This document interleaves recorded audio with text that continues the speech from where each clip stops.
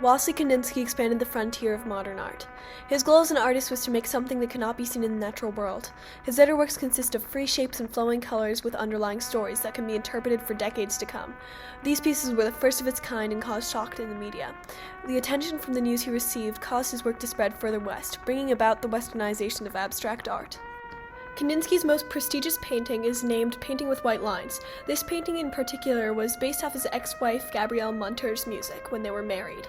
This painting is considered to be a masterpiece due to the attention to detail and high skill level involved in making it. The bold, bright colors can be interpreted to be a mirroring not only of his love for her, but his love for her music.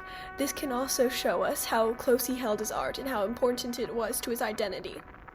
Two more of his paintings, Impression Try and Study for Improvisation No. 8, shows us his drive to make his art more fluent and abstract. These paintings are more of his contemporary pieces because you can tell what they represent. However, this is a big step towards abstractism for him. Through these paintings, we can see his progression into making his art more abstract. He believed music was key to finding this then at the time obscure concept. Music itself is an abstract idea. It is supposed to direct your attention and evoke emotion. This is what Kandinsky sought after in his art. He wanted to find a representation of incomprehensible emotions, or what he viewed as a mirror into his soul. Kandinsky was born in Moscow on December 16, 1866. He was born into a wealthy family and grew up in the upper class of Moscow in Ukraine.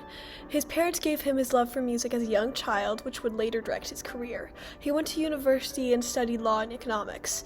Whilst in university, he also pursued his love for music. After his year studying, he decided to then become a teacher of law and economics. During his time as a teacher, he then married his cousin, Anya Chemyakin. There are two instances which drove Kandinsky to stop teaching. Both of these experiences happened when he was around 30 years old. The first being when he was seeing an impressionistic showcase in Moscow of 1896. While perusing the showcase, he saw Monet's art. The piece Kandinsky saw that specifically grabbed his attention was Monet's interpretation of haystacks. Kandinsky saw the different colors and simple shapes that went into the painting, which triggered an emotional response from him. The second experience was when he saw a performance of Lohengrin not long after the haystacks in 1896. When he saw this performance, he later said, "I saw all my colors and spirits before my eyes. Wild, almost crazy lines sketched in front of me." Due to this quote, people have come to the conclusion that Kandinsky indeed had synesthesia. Synesthesia is the activation of one sense due to another one being triggered. For Kandinsky, this meant whenever he heard music, he saw shapes and colors. Kandinsky shortly quit his teaching job in search of making art that would cause those deep emotional responses again. He moved to Munich from Russia to gain experience and explore different materials.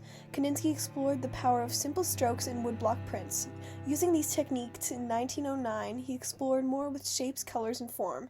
His art slowly turned more and more abstract as he tried different materials such as oil paints and pastels.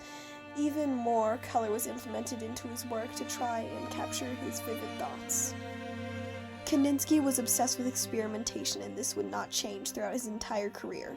This group of artists worked well until 1911, when Kandinsky saw a major disagreement among the group and staged a walkout with Franz Marc and Gabriele Munter. They all decided to make their own group called the Blue Rider, named after one of Kandinsky's most infamous early works. Later that year, Kandinsky divorced his wife Anya and started to see Gabriele Munter. In 1912, Kandinsky had his first book published, On the Spiritual in Art.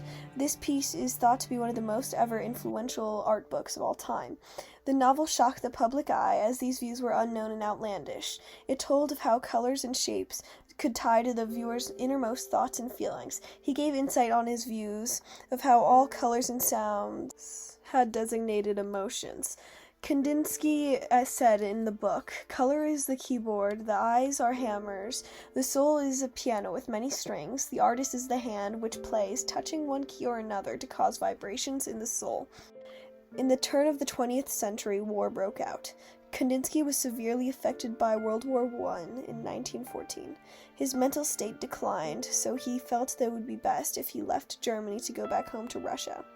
He unfortunately was met with the Russian Revolutionary War back in Moscow in 1917.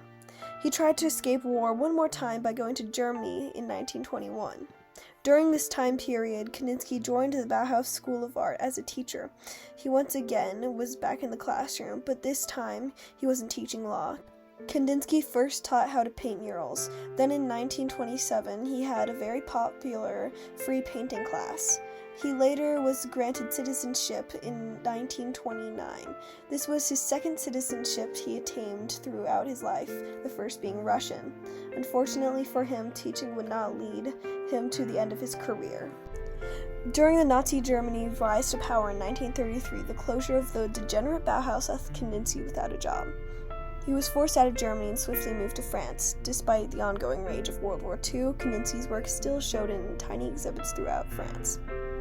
He claimed his French citizenship in 1939, during which he had already established a presence in the West. People in the West saw his art and were inspired to make a work that resembled his, or had the same concepts and ideas. Kandinsky's legacy as an artist will last as long as anybody talks about art. He constructed what would become the foundation of the modern art movement. The modern art movement was not the only other major movement influenced by his work. The surrealist movement also took ideas and concepts from Kandinsky's work. Those two movements alone have affected so many people in so many different ways. In this sense, even if his name is long forgotten, what he did to the art world will always be prevalent.